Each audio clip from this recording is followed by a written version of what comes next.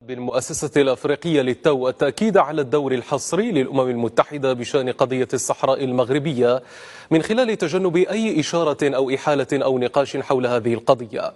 ومن خلال هذه الخطوة تكون الدورة العادية 36 لمؤتمر رؤساء دول وحكومات الاتحاد الأفريقي قد أكدت للتو روح ونص القرار 693 بشأن قضية الصحراء المعتمد بالإجماع خلال قمة نواكشوط 2018، والذي أكد على الدور الحصري للأمم المتحدة بشأن القضية الوطنية.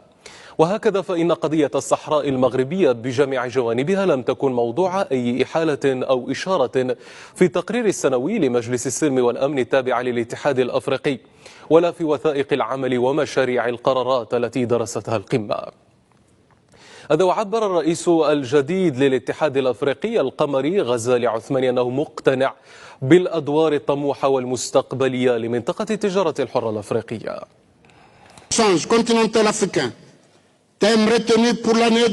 أنا مقتنع أن منطقة التجارة الحرة الإفريقية يجب أن تكون جاهزة قبل متم 2023، وهو مشروع كبير وطموح، لكننا نؤمن أنه في متناول قارتنا، والذي ستعرف بفضله نهضة هامة بسبب ثرواتها ومصادرها الغنية.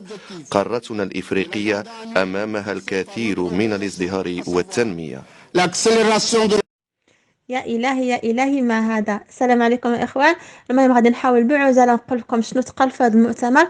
قال لك سيدي ما بقاوش غيتناقشوا على شي حاجة سميتها الصحراء المغربية. الصحراء المغربية وسالينا الهضرة دق وسكات. تحية كبيرة للدبلوماسية المغربية إلى فيديو قادم. إلى اللقاء. لا تنسوا الاشتراك في القناة فضلا وليس أمرا ليصلكم كل جديد، وشكرا لكم.